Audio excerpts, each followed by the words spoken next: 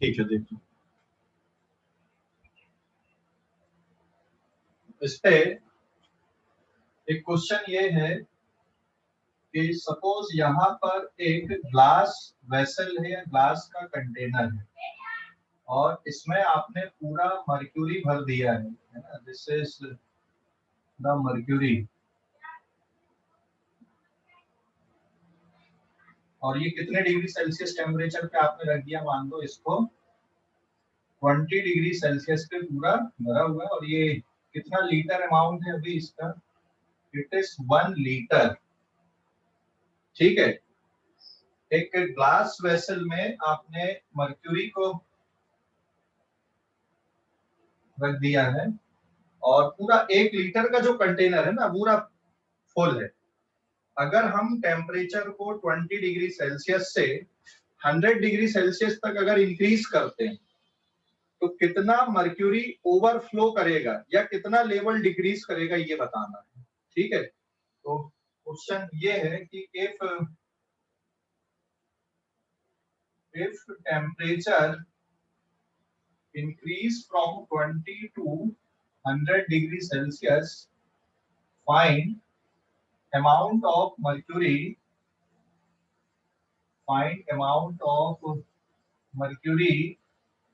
Overflow, कितना mercury इससे overflow करेगा। समझ गए, ये पूरा 1 लीटर यहाँ पे हमने कंटेनर पे रखा हुआ है, पूरा 1 लीटर पूरा भरा हुआ है। ये कितना मर्क्यूरी इसमें ओवरफ्लो करेगा ये हमको बताना है। This is of 1 litre container. क्या करोगे, कैसे मेजर करोगे भाई, कितना मर्क्यूरी ओवरफ्लो होगा, मतलब this is the expansion of mercury with respect to glass. तो आपको फाइंड आउट क्या करना है यहाँ पे इस क्वेश्चन का सॉल्यूशन में।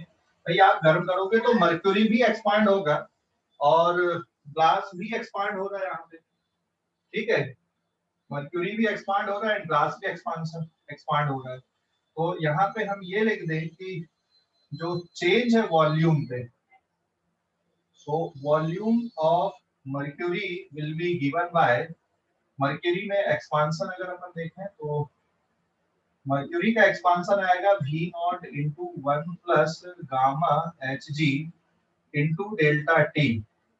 एंड ग्लास के लिए जो फार्मूला बनेगा it is again V not into 1 plus gamma of glass into delta T. तो कितना मर्क्यूरी बाहर निकलेगा, expansion volume of mercury at 100 degree Celsius minus volume of glass at 100 degree Celsius. यहाँ पे V नॉट क्या है, V not is this volume 1 litre, तो V not is this volume, ये V नॉट है यहाँ पे। So therefore extra volume of mercury with respect to glass that overflow will be delta V of Hg glass, मतलब volume of mercury minus volume of glass. Now this is at 100 degree Celsius.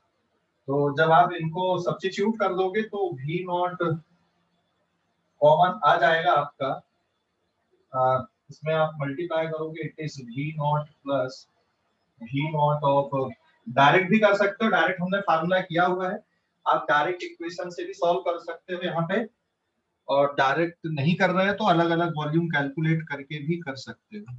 ठीक है, direct भी कर सकते हो और नहीं तो फिर आप अलग अलग वॉल्यूम लेकर भी कैलकुलेशन कर सकते हो। तो इनकी वैल्यूज को सब्स्टिट्यूट अगर करोगे, देखो V नॉट यहाँ भी, V नॉट यहाँ भी डिफरेंस ले रहे हैं, तो ये जो 1 वाला फैक्टर ये कैंसिल आउट हो जाएगा and you will get the answer V not into gamma of mercury minus gamma of glass into delta T, और this is the apparent expansion of mercury with respect to glass। तो आप इसको ऐसा भी लिख सकते हो, this is V naught into, it is gamma of mercury with respect to glass into delta T। ये जो फैक्टर है यहाँ पे, इसको हम अपीरेंट एक्सपांशन ऑफ लिक्विड भी बोलते हैं। तो इस तरह से भी सॉल्व कर लोगे यहाँ पे, या तो आपको डायरेक्ट ये फार्मूला ध्यान में तो आप सीधा सीधा कर लो, नहीं है ध्यान में तो इस तरह से सॉल्व कर लो। अभी वैल्यू पुट कर देते हैं। तो वैल्यू मैं पुट कर दूं, 1 लीटर मतलब 1 मीटर क्यूब होता है, इसको मैं यहाँ पे लिख दूं it is of 1 litre and coefficient expansion of mercury. मुझे अभी इसके लिए डेटा की जरूरत होगी और ये डेटा हम बुक से देख के लिख लेते हैं। एक्सपांशन ऑफ मर्क्यूरी कितना है, ये टेबल तुम लोग निकाल के रखो, उसमें एक्सपांशन कोफिशिएंट के लिए जरूरत पड़ रही है हमें अभी।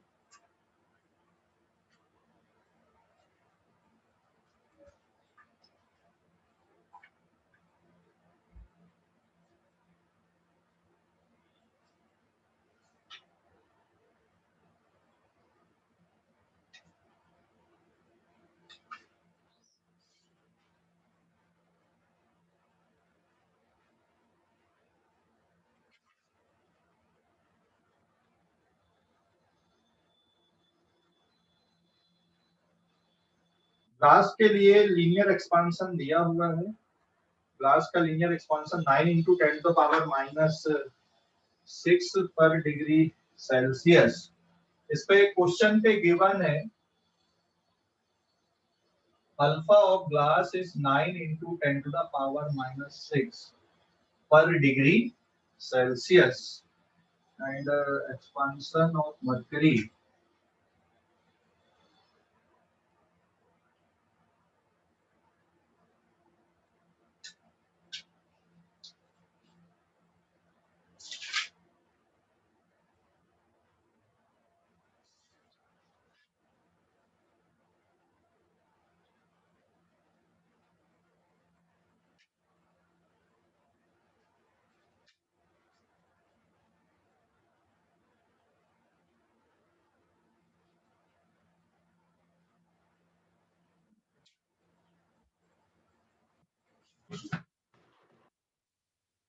ठीक है, एससी भी सेकंड पार्ट में है वैसे, कहीं से भी देख सकते हो। ये कोफिशिएंट ऑफ एक्सपांशन चाहिए।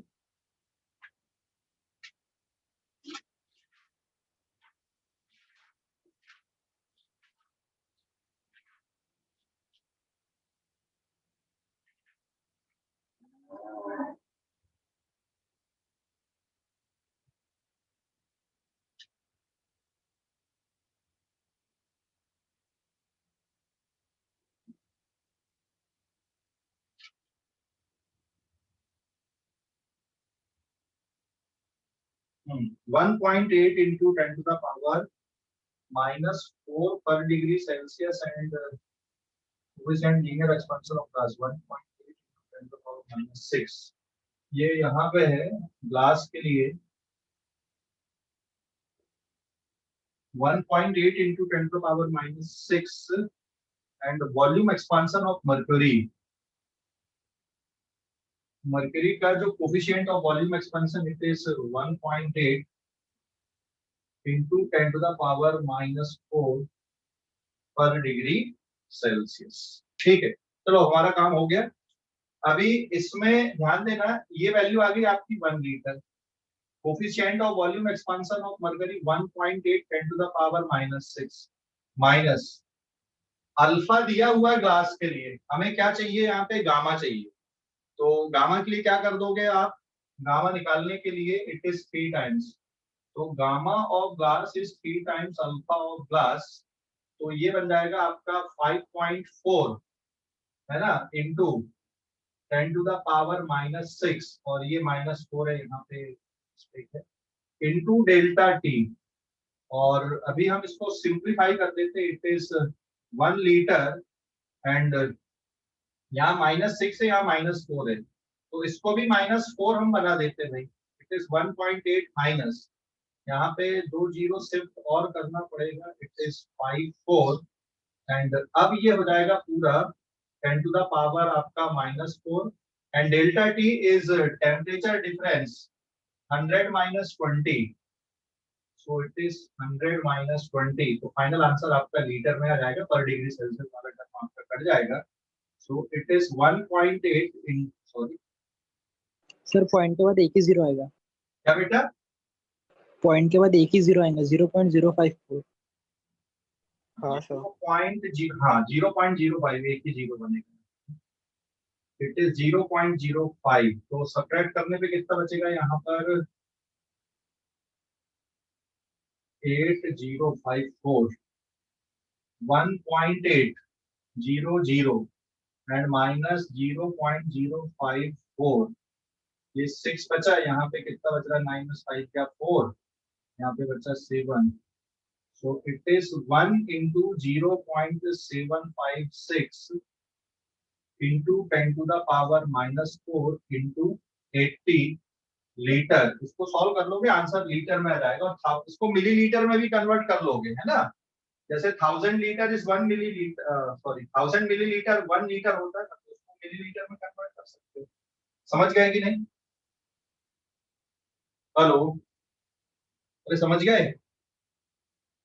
हाँ सर। हाँ, स्क्रीनशॉट ले लो फटाफट।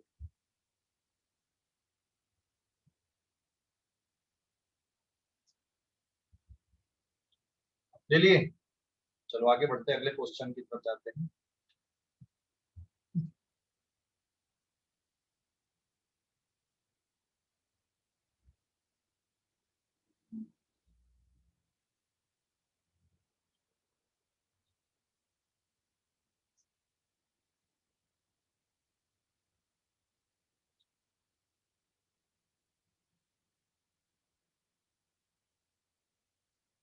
Now this is page number 2। अगला क्वेश्चन ये है, इसी पे एक क्वेश्चन इस टाइप का भी होता है कि भाई यहाँ पे कंटेनर है और इसमें कुछ पोर्शन में यहाँ पे लिक्विड भरा हुआ है और ये सॉलिड मटेरियल का ये कंटेनर, ठीक है। तो अगर हम टेम्परेचर चेंज करते हैं तो ये जो वॉल्यूम है, ये खाली स्पेस जो भरा हुआ है या वॉल्यूम ऑफ एयर, ये हमेशा कांस्टेंट बना रहे। तो what is the volume of air here? This is volume of air. यहाँ पे कितना आएगा? This is volume of solid minus volume of liquid. तो वॉल्यूम ऑफ एयर ये है, यहाँ पे वॉल्यूम ऑफ सॉलिड मतलब ये पूरा वॉल्यूम, और वॉल्यूम ऑफ लिक्विड मतलब आपका इतना जो वॉल्यूम है ना, ये वॉल्यूम ऑफ लिक्विड है यहाँ पे। और सॉलिड का वॉल्यूम मतलब ये पूरा कंप्लीट हो गया। तो कंडीशन क्या होनी चाहिए जिससे ये जो वॉल्यूम है ये हमेशा कांस्टेंट बना रहे? So find the condition, find condition when this difference is constant at all temperature. सभी टेम्परेचर पे ये डिफरेंस कांस्टेंट रहना चाहिए। तो कैसे कैलकुलेट करोगे भाई इसको? सो देयरफॉर ये जो डिफरेंस है मैं यहाँ पे ले लूँ now, volume of solid at T0 degree Celsius, it is V1 ले लिया मैंने, V1 नॉट। हाँ, and volume of liquid at T0 degree Celsius is V2 not, मैंने इमेजिन कर लिया यहाँ पे। तो volume of solid at T degree Celsius will be V1 and volume of liquid at T degree Celsius temperature पे इसको consider कर लिया मैंने V2। तो ये जो डिफरेंस है ये हमेशा कांस्टेंट रहना चाहिए, मतलब हर टेम्परेचर पे, T0 डिग्री सेल्सियस पे भी और T डिग्री सेल्सियस, ठीक है। T0 डिग्री सेल्सियस मान लो 20 डिग्री है, T डिग्री सेल्सियस मान लो 100 है, तो हर टेम्परेचर पे ये कंडीशन, ये जो डिफरेंस है ये कांस्टेंट बना रहना चाहिए, मतलब volume of air remains the same. So equation ऐसी बन जाएगी, it is V1 not minus V2 not is equals to V1 minus V2। और इस पे जब तुम वैल्यू पुट करोगे V1 की वैल्यू, तो it is V1 not into 1 plus gamma of solid into T minus T naught and minus V2 naught into 1 plus gamma L into T minus T naught। और अब इसको simplify कर दो, पहले यहाँ पे इसका V1 नॉट का मल्टीप्लाई कर दोगे, इधर पे V2 नॉट का मल्टीप्लाई कर दोगे, और रीअरेंज अगर हम करते हैं इसको, so it is V1 naught minus V2 naught is equals to V1 naught plus V1 naught gamma S into delta T minus V2 naught minus V2 naught gamma L delta T। इस पे देख सकते हो ये term और ये term आपके cancel out हो गए, और इसको अगर हम रीअरेंज कर देते, ये पूरे टर्म इधर आ जाएगा और ये टर्म यहीं पे रहेगा, इसको पूरा रीअरेंज अगर हम करते हैं तो it is V1 not gamma S delta T is equals to V2 not gamma L delta T। तो फिर से ये डेल्टा T वाला फैक्टर आपका कैंसिल आउट हो गया। इसका मतलब जो कंडीशन आ रही है जिसपे ये वॉल्यूम हमेशा कांस्टेंट बना रहे, तो ये कब बना हो सकता? V1 not gamma S is equals to V2 not into gamma L। तब ये कंडीशन हमेशा कैसी बनी रह सकती है? कांस्टेंट बनी रह सकती है। मतलब ये जो वॉल्यूम है एयर का ये हमेशा कांस्टेंट रहेगा, उसके लिए कंडीशन यहाँ पे सेटिस्फाई होनी चाहिए। ठीक है, स्क्रीनशॉट लो इस पेज का, स्क्रीनशॉट ले लो। सर अपन ऐसा डायरेक्टली बोल सकते हैं कि दोनों का वॉल्यूमेट्रिक एक्सपेंशन सेम रहेगा? नहीं नहीं नहीं, एक्सपांशन सेम नहीं है दोनों का ऐसा, क्योंकि V1 नॉट इनिशियल वॉल्यूम और उसका जो प्रोडक्ट है, और दूसरे वाले का इनिशियल वॉल्यूम और कोफिशिएंट ऑफ एक्सपांशन का प्रोडक्ट बराबर हो। अगर सेम है तो फिर तो कुछ करने की जरूरत ही नहीं थी, यहाँ पे कुछ बताने की जरूरत ही नहीं थी हमको। एक्सपांशन कोफिशिएंट भी डिफरेंट डिफरेंट होने पे भी ये डिफरेंस सेम बन सकता है, लेकिन उसके लिए कंडीशन बन रही है। ठीक है, नहीं मतलब जितना दोनों एक्सपेंड हुए वो सेम होना चाहिए ना? नहीं, डिफरेंस सेम रहना चाहिए, एक्सपांशन सेम नहीं रहना चाहिए। डिफरेंस मतलब कि जैसे किसी कंटेनर में, मान लो ये कंटेनर है यहाँ पे, ऐसे ही समझ ले तुम,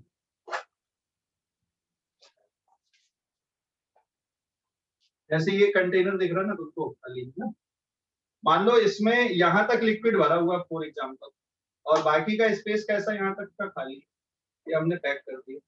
तो ये जो डिफरेंस है यहाँ पर एयर का, वो हमेशा फिक्स बना रहना चाहिए। तो उसके लिए क्या कंडीशन है? ये वाली कंडीशन। ठीक है, हाँ सर। अभी समझ गए? हाँ सर। ठीक, ओके, स्क्रीनशॉट लो। अगर वॉल्यूम भी चेंज हुआ तब भी उससे कोई फर्क नहीं रहेगा ना? क्या क्या सर अगर लिक्विड अपन ने बढ़ा दिए? नहीं, तब बदलेगा ना बेटा, तब बदलेगा ना। अभी जो लिक्विड का अमाउंट है ये वाला, अभी जो लिक्विड का अमाउंट है ये कितना है? इस V1 नॉट है, सॉरी ये V2 नॉट है ना अभी, और ये जो सॉलिड का वॉल्यूम है ये कितना है? इस V2 नॉट। तो ये कंडीशन आ रही ना यहाँ पे, समझ गए? अगर ये वाले अमाउंट को तुम चेंज करोगे तो फिर जरूरी नहीं कि डिफरेंस कांस्टेंट बना रहे, उसके लिए ये कंडीशन ही बननी चाहिए, तभी ऐसा हो सकता है। ठीक है, मतलब आप इनडायरेक्टली देख सकते हो यहाँ पर जो वॉल्यूम का रेशियो है ये कितना रहना चाहिए? V1 not upon V2 not का रेशियो होना चाहिए gamma of liquid divided by gamma of solid. ठीक है, ये रेशियो पे रहना चाहिए, तभी ऐसा हो सकता है, नहीं तो नहीं। ठीक है, हाँ सर। हाँ, screenshot low.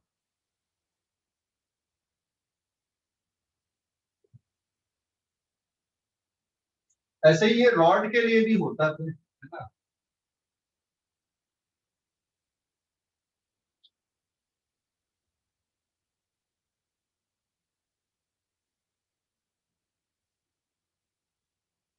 Now this is page number 3।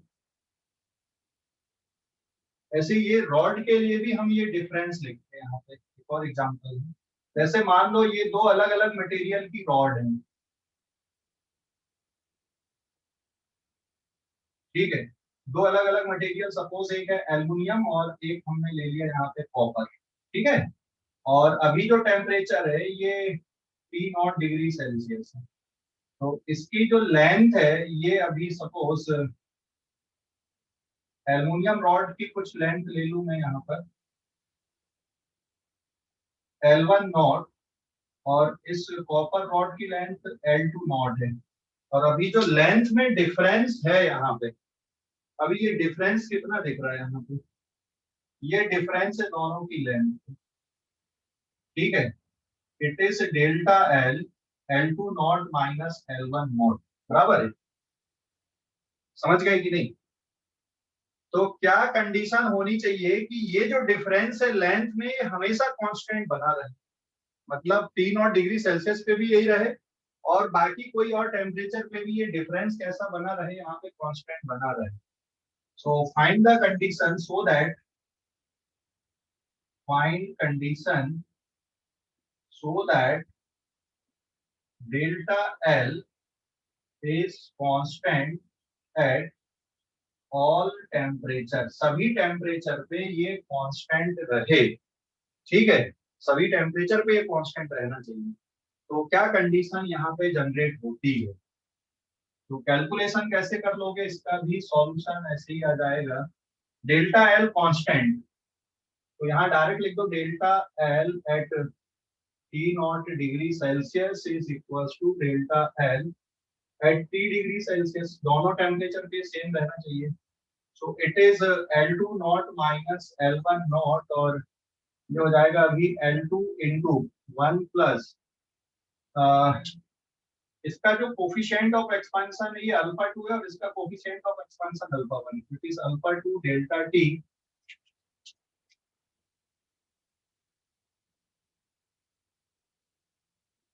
And minus L1, ये L2 नॉट, ये L1 not, 1 plus alpha 1 into delta T, और फिर इसको सॉल्व कर दोगे तो मल्टीप्लाई कर दो, it is L2 not alpha 2, it is plus L2 not alpha 2 delta T minus L1 not minus L1 not alpha 1 delta T and it is L2 not minus L1 not. तो ये term आपका cancel out हो गया, rearrange कर दे रहे हैं हम।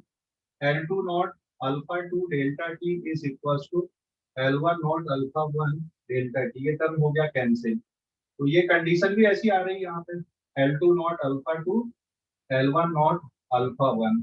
तो लेंथ का रेशियो आप देख सकते हो, L2 not upon L1 not, initial length का रेशियो अल्फा 1 अपॉन अल्फा 2 को सेटिस्फाई करना चाहिए, ये रेशियो सेटिस्फाई होना चाहिए तो ऐसा होगा। समझ गए? जैसा वॉल्यूम के लिए आया था बिल्कुल वैसे ही फार्मूला इसके लिए भी आ गया। हेलो, समझ गए? हेलो, अरे समझ गए कि नहीं? हेलो, सर एक मिनट देख रहे हैं। हाँ देख लो रुका हुआ देख। तो एक्सपांशन कोफिशिएंट अगर निकालना होगा तो ये कैसे निकालोगे, थोड़ा कैलकुलेशन है यहाँ पे, है ना। अल्फा इक्विवेलेंट निकालना,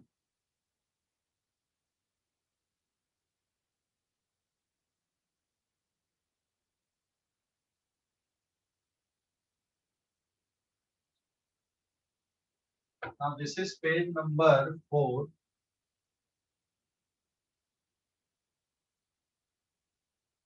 पेज नंबर 4 ना, इस पे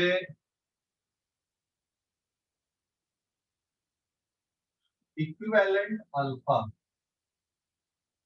इक्विवेलेंट अल्फा, मान लो आपके पास दो रॉड को आपने एंड टू एंड ज्वाइन कर दिया और इनकी जो लेंथ है ये अलग अलग है, इस तरह से एक की लेंथ L1 एक की लेंथ है L2, coefficient expansion alpha 1 alpha 2, ये कितने टेम्परेचर पे है यहाँ पे, it is at T0 degree Celsius पे। जब टेम्परेचर चेंज करोगे तो ये लेंथ चेंज हो जाएंगी, it is now at T degree Celsius, इसकी लेंथ हो गई L1 डैश और दूसरे की लेंथ हो गई L2 डैश। समझ गए? हेलो, अरे समझ गए? ये दो रॉड को आपने एंड टू एंड ज्वाइन किया है, एक की लेंथ L1 एक की length L2, alpha 1 alpha 2, linear expansion coefficient T0 degree Celsius पे, T डिग्री सेल्सियस पे एक की लेंथ हो गई L1 डैश दूसरे की हो गई L2 डैश। तो हमें इक्विवेलेंट अल्फा इक्विवेलेंट निकालना है कि अल्फा इक्विवेलेंट कितना होगा यहाँ। तो कैलकुलेशन कैसे करते हैं इसको चाहो तो आप 0 डिग्री सेल्सियस ले सकते हैं। ठीक है, तो इसका जो सॉल्यूशन आएगा, देखो आप अलग अलग लिख दो यहाँ पे पहले। तो L1 डैश की वैल्यू आ जाएगी L1 into 1 plus alpha 1 delta T, और L2 डैश की value it is L2 into 1 plus alpha 2 delta T. ठीक है, ये अलग अलग हमने लिखा। इसकी जो कंबाइंड लेंथ है ये किसके बराबर है, it is L is equal to L1 plus L2, और ये कंबाइंड लेंथ अब कितनी हो गई है total, it is L dash. तो यहाँ पे मैं लिख दूं L dash is equal to L into 1 plus alpha equivalent into delta T. अलग अलग आप इक्वेशन लिख रहे हैं तो ऐसे ही लिखोगे, और कंबाइन में इक्वेशन लिखोगे तो अल्फा इक्विवेलेंट लेके करना। तो अभी आपके पास में अल्फा एल डैश की जो वैल्यू है ये किसके बराबर, यहाँ पे L dash is L1 dash plus L2 dash, दोनों तरफ वैल्यू पुट कर देना। It is L1 into 1 plus alpha 1 delta T plus L2 into 1 plus alpha 2 delta T, and that is equals to किसके बराबर जाएगा, ये L1 plus L2 into 1 plus alpha equivalent into delta T. Okay, इसको rearrange करते हैं। मैं यहाँ पे L1 का मल्टीप्लाई कर दूंगा, इधर भी कर दूंगा। तो ये जो इक्वेशन है ना, ये इक्वेशन रिड्यूस हो जाएगी आपकी इस तरह से, यहाँ पे it is L1 plus L1 alpha 1 delta T plus L2 plus L2 alpha 2 delta T, and right side में इनका अलग अलग मल्टीप्लाई करोगे तो it is L1 plus L1, direct लिख देते हैं, इसका पहले पूरे के साथ मल्टीप्लाई करोगे, it is L1 plus L2 and plus L1 plus L2 into alpha equivalent into delta T. इस पे देख सकते हो आप, ये L1 प्लस L2 ये आपका कैंसिल आउट हो गया, और फिर फर्दर जब इक्वेट करोगे तो डेल्टा टी भी हट जाएगा यहाँ से, और फाइनली आपके पास में जो रिजल्ट बचेगा अल्फा इक्विवेलेंट का, it is L1 alpha 1 plus L2 alpha 2 divided by L1 plus L2. So this is the equivalent coefficient of expansion, equivalent linear coefficient of expansion हो गया दो रॉड के लिए। ठीक है, स्क्रीनशॉट लो, स्क्रीनशॉट ले लो। हेलो,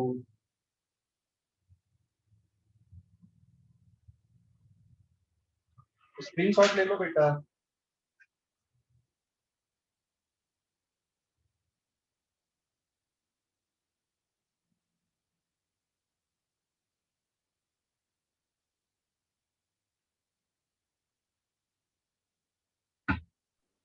सर हाँ बोलो।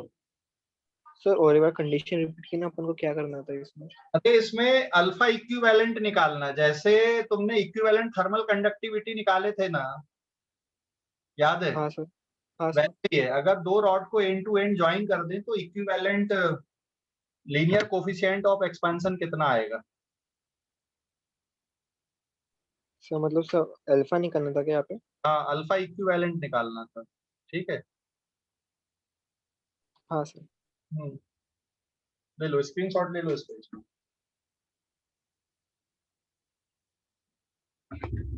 अगले पेज पे जा रहा है।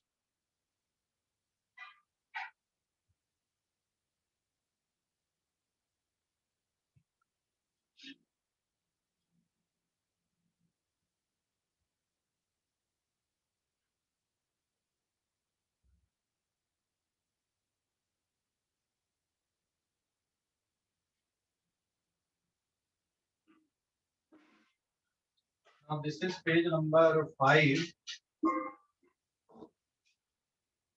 Page number 5। इस पे एक नोट पे ध्यान देना आप, जैसे अगर हम किसी व्हील की बात करते, जैसे ये इसकी सरकमफ्रेंस है ना, तो ये हो गया इसका डायमीटर यहाँ पे, और सरकमफ्रेंस ये हो गई।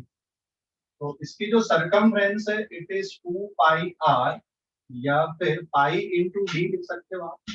What is D, D is the diameter, r is the radius, r radius है, डी डायमीटर है ना। और सरकमफ्रेंस ये हो गई ना। तो अगर मैं यहाँ पे चेंज कैलकुलेट करता हूँ, देखो इस पे delta C change in circumference at the temperature, मान लो ये कंडीशन हम कब ले ले रहे हैं यहाँ पे at T not degree Celsius के लिए ले ले रहे हैं। तो टी डिग्री सेल्सियस पे जो फार्मूला आएगा, it is C dash is equal to 2 pi are dash and it is equal to pi into D dash. ये कब आ गया यहाँ पे, it is at T degree Celsius पे। तो रिलेशनशिप क्या बनेगी, C dash is equal to C into 1 plus alpha delta T and R dash की वैल्यू किसके बराबर, R into 1 plus alpha delta T and D dash की value कितनी आएगी, D into 1 plus alpha delta T. ये factor यहाँ पे आपके बिल्कुल कॉमन ही चलेंगे। तो आप कैसे भी कैलकुलेशन करो, सी की वैल्यू कितनी है, सी डैश की 2 पाई आर डैश, और ये कितना है 2 पाई आर। तो यहाँ पे आप सरकमफ्रेंस के लिए लिखो, चाहे डायमीटर के लिए लिखो, चाहे किसी के भी लिखोगे, इक्वेशन पे कोई फर्क नहीं पड़ता है। जैसे यहाँ पे ये इक्वेशन आपकी आ जाएगी, it is 2 pi are dash या फिर 2 pi r into 1 plus alpha delta T. तो 2 पाई फैक्टर आपका कैंसिल आउट हो गया। तो अल्टीमेटली ये इक्वेशन और ये इक्वेशन कैसी आ रही है यहाँ पे आपकी, सेम आ रही है। ठीक है, तो आप सरकमफ्रेंस के लिए निकालो चेंज, या रेडियस के लिए निकालो, या डायमीटर के लिए निकालो। अगर मैं फ्रैक्शनल चेंज की बात करूं यहाँ पे, delta C upon C is equal to delta R upon R is equal to delta D upon D. तो फ्रैक्शनल चेंज होगा ये सभी में सेम होगा and it is equal to alpha delta T. Fractional change in circumference, fractional change in radius and fractional change in diameter, ये हमेशा same होगा and that is equal to alpha delta T. ये equation आप यहां से justify कर सकते हैं। ठीक है, तो जो फ्रैक्शनल चेंज होता है, जैसे यहाँ पर अगर आप देखोगे c is equal to 2 pi r, तो delta c is equal to 2 pi r delta t. so therefore delta c upon c is equals to 2 pi r delta r upon 2 pi r। 2 pi factor आपका cancel out हो गया, delta r upon r। Similarly diameter के लिए लिखोगे 2r delta d 2 times delta r। So therefore delta d upon d अगर आप कर रहे हो तो 2 times delta r upon 2r factor 2 cancel हो गया, डेल्टा r अपॉन r। तो ध्यान रखना जो फ्रैक्शनल चेंज होते हैं, fractional change are same, fractional change in circumference, fractional change in radius is equals to fractional change in diameter। ये हमेशा ऐसी क्वांटिटी आ रही यहाँ पे सेम आ रही है। तो जो फ्रैक्शनल चेंज है ये हमेशा सेम ही रहने वाले। ठीक है, स्क्रीनशॉट लो, स्क्रीनशॉट ले लो। हेलो, ले लिए, स्क्रीनशॉट ले लो, ले लिए क्या? हेलो, स्क्रीनशॉट ले लिए?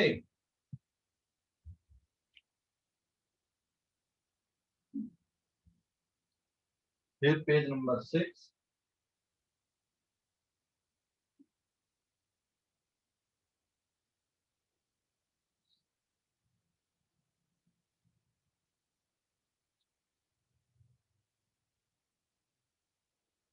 now page number 6।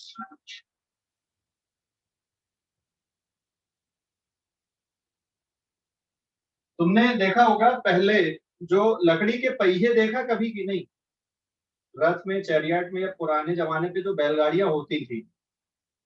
हेलो, देखा है? अरे लकड़ी के नो पहिए सर, देखा किसी ने? हाँ,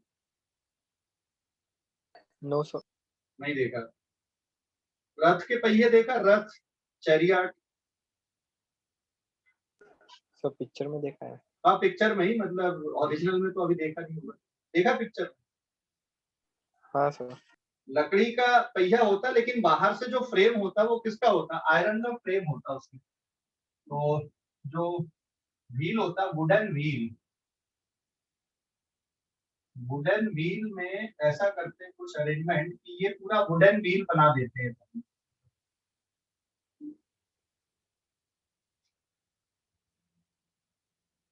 ये वुडन व्हील है, लेकिन ये जो वुडन व्हील है ये मजबूत रहना चाहिए, इसलिए इसके ऊपर से यहाँ पे क्या लगा देते हैं, यहाँ पे एक मेटल मतलब आयरन का रिंग यहाँ पे चढ़ा देते हैं, आयरन रिंग इस पे। और आयरन रिंग चढ़ाने के लिए ये क्या टेक्निक यूज करते हैं, ये एकदम ढीला नहीं होता। यहाँ पे ये वुडन व्हील पे ये किसका रिंग रहता है, इट इज आयरन रिंग, और ये वुडन पार्ट होता है इसमें, दिस इज वुडन व्हील, है ना। तो इसके लिए क्या करते थे, जो लोहार होते थे पहले, देखा होगा आपने, इसको गर्म करते थे। इसका साइज थोड़ा छोटा होता था आयरन रिंग का, इसको गर्म करते थे और गर्म करने के बाद इसके ऊपर बैठा देते थे और पानी डाल देते थे। तो ठंडा होने पे ये कॉन्ट्रैक्ट हो जाता था और ये बिल्कुल टाइट हो जाता था, ये जो वुडन रिंग है, व्हील है ना। जिससे जब ये गाड़ी चलेगी तो ये बिखरेगा नहीं या फिर खराब नहीं होगा। समझ गए? हेलो। हाँ सर। तो इसमें कंडीशन क्या लगाते थे, अगर हम कंडीशन की बात करें तो जो आयरन रिंग है इसका साइज छोटा है, this is the radius of iron ring, और ये वुडन व्हील हो गया तुम्हारा, ये थोड़ा बड़ा साइज, डायग्राम में मैंने काफी बड़ा ले लिया यहाँ पे। अब इस रिंग को इसके ऊपर बैठाना है, दिस इज वुडन व्हील। ये आयरन रिंग को इसके ऊपर फिट करना है। Now iron ring is to be fit on wooden wheel, इसको इसके ऊपर फिट करना, this ring is to be fit on wheel, इस व्हील के ऊपर फिट करना। तो इसको गर्म करोगे, गर्म करोगे तो ये एक्सपांड होगा।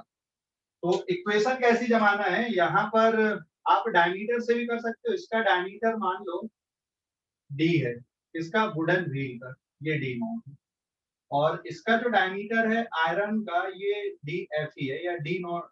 इसका डायमीटर सपोज मैं डी ले लूं और इसका कितना ले लूं, डी नॉट ले लूं, तो ये एक्सपांड होके इसके डायमीटर के बराबर आना चाहिए, तब इसके ऊपर रख दोगे और फिर ठंडा कर दोगे तो फिर ये टाइट हो जाएगा।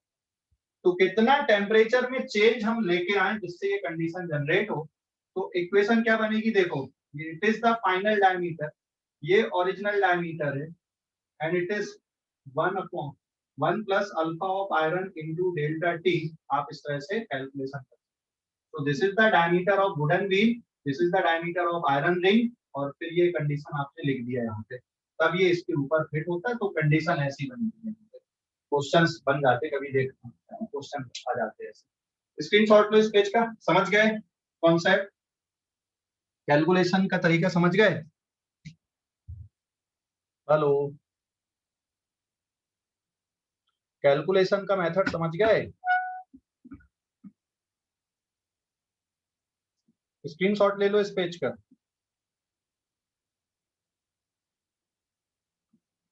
सर डायमीटर तो इक्वल से बढ़ाना चाहिए ना, अगर उसके ऊपर अपन को प्लेस करना है तो।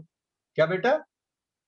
सर अगर अपन को रिंग और व्हील के ऊपर डालना है तो डायमीटर से तो मतलब व्हील का डायमीटर उससे बड़ा चाहिए ना। थोड़ा सा बड़ा मतलब इक्वल टू कर देंगे ना अपन, थोड़ा सा बड़ा मतलब थोड़ा सा भी बड़ा हुआ तो चला जाएगा ना उसके अंदर, उसके बाद फिर उसको ठंडा कर दोगे, ठीक है। अच्छा सर, अप्रोक्स लेके ना। अप्रोक्सीमेशन की, ओके। तो आप लोग थर्मल एक्सपांशन के जो क्वेश्चंस हैं वो अभी सॉल्व करो तुम लोग, है ना। आज के लिए इतनी, कल और अपन इसके क्वेश्चंस देखेंगे कुछ और एक्स्ट्रा, ठीक है। Sir doubts?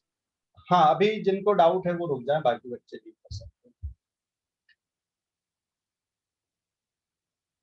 बाकी बच्चे लीव कर दें, जिनको कोई डाउट है क्वेश्चंस में वो रुक जाए।